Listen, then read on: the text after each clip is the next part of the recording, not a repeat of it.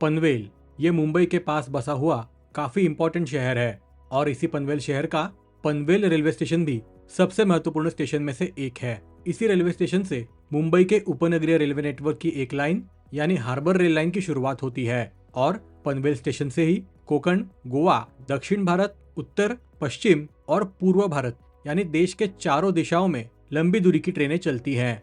पनवेल और उसके आसपास बन रहे इंफ्रा प्रोजेक्ट्स की वजह से अब पनवेल में शहरीकरण पिछले 10-12 सालों में काफी बढ़ा है और इसका सीधा असर पब्लिक ट्रांसपोर्ट सिस्टम पर दिखने लगा है। इसी बढ़ती भीड़ और बढ़ती यात्री संख्या को देखते हुए अब इन सभी पब्लिक इंफ्रास्ट्रक्चर्स को अपग्रेड किया जा रहा है और इसी अपग्रेडेशन के तहत पनवेल रेलवे स्टेशन का विस्तार और विकास किया जा रहा है, जिसके तहत नए प्लेटफॉर्म्स और नई रेल लाइन का निर्माण हो रहा है। आज के वीडियो में हम पनवेल जंक्शन के विस्तार और विकास का जुलाई 2025 का अपडेट देख रहे हैं, लेकिन वीडियो में आगे बढ़ने से पहले चैनल को सब्सक्राइब और वीडियो को लाइक जरूर कीजिए, इससे हमारी काफी मदद होती है।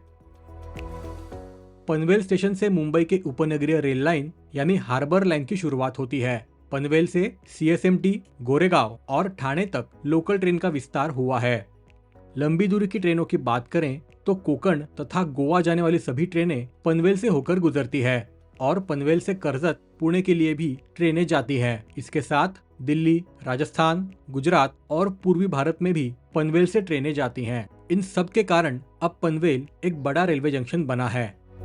पनवेल जंक्शन में मौजूदा समय में सबर्बन लाइन के 3 प्लेटफॉर्म्स और मेल एक्सप्रेस ट्रेनों के लिए 3 प्लेटफॉर्म्स मौजूद है और पनवेल जंक्शन के विस्तार के अंतर्गत पनवेल में उपनगरीय यानी सबर्बन साइड में और 2 प्लेटफॉर्म्स और मेल एक्सप्रेस ट्रेनों के लिए 5 नए प्लेटफॉर्म्स बनाए जा रहे हैं। इसी के साथ साथ भारतीय रेल का काफी बड़ा और काफी महत्वपूर्ण प्रोजेक्ट यानी डेडिकेटेड फ्रेट कॉरिडोर पनवेल से होकर गुजर रहा है। इन सभी का काम अभी पनवेल जंक्शन में चल रहा है। इन सभी कामों का डिटेल प्रोग्रेस अब हम आगे देखते हैं।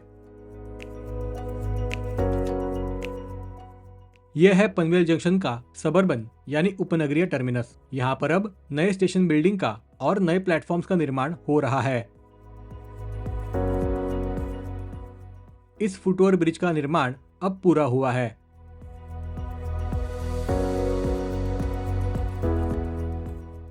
यहाँ से DFC लाइन गुजर रही है। इसका भी अपडेट जल्द ही चैनल पर आपको देखने मिलेगा। अब इस नए स्टेशन बिल्डिंग का काम पूरा हुआ है और स्टेशन से एंट्री एग्जिट तथा टिकट काउंटर भी अब इसी बिल्डिंग में शिफ्ट किए गए हैं। जल्द ही इस पुराने बिल्डिंग को डिसमेंटल करके यहाँ से प्लेटफॉर्म और रेल ट्रैक का निर्माण किया जाएगा। इसी प्लेटफॉर्म्स का फाउंडेशन का काम हमें देखने मिलता है। यहाँ से आगे Panvel Karjat suburban rail line का निर्माण किया जा रहा है, जिसके लिए अब इस पानी की टंकी और बाकी सब स्ट्रक्चर्स को भी हटाया जाएगा।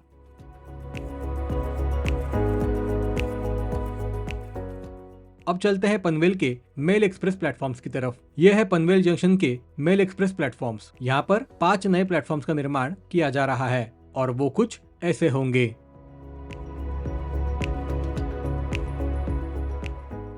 इस फुटओवर ब्रिज का निर्माण अब पूरा हुआ है, जो 3 महीने पहले कुछ ऐसा था।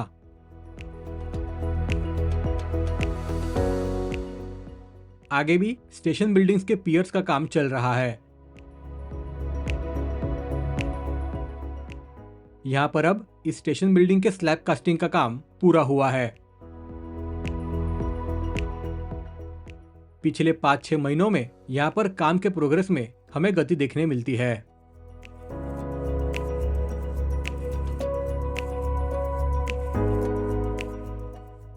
यहाँ पर भी एक फुटओवर ब्रिज का निर्माण किया जाने वाला है, जिसके DFC के सेक्शन पर गर्डर पहले ही लॉन्च कर दिया गया था। यहाँ से आगे ये लाइन बढ़ती है दीवा और वसई की तरफ।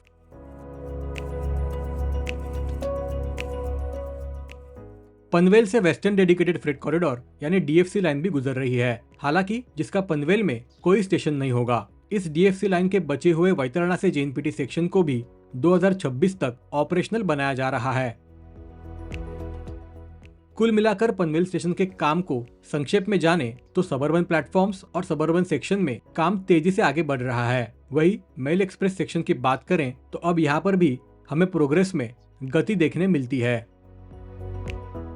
पनवेल कर्जत सबर्बन लाइन 2026 के आखिर तक बन सकती है। इसका मतलब हो सकता है पनवेल जंक्शन का सबर्बन सेक्शन हमें 2026 के आखिर तक बनता दिख सके और मेल एक्सप्रेस प्लेटफॉर्म्स के और पूरे स्टेशन प्रीमाइसेस के बनने में कम से कम 2 साल का समय लग सकता है।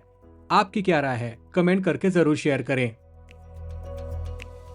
बाकी वीडियो इन्फॉर्मेटिव लगे तो इसे लाइक करें, शेयर करें और हमारे चैनल को सब्सक्राइब अवश्य करें।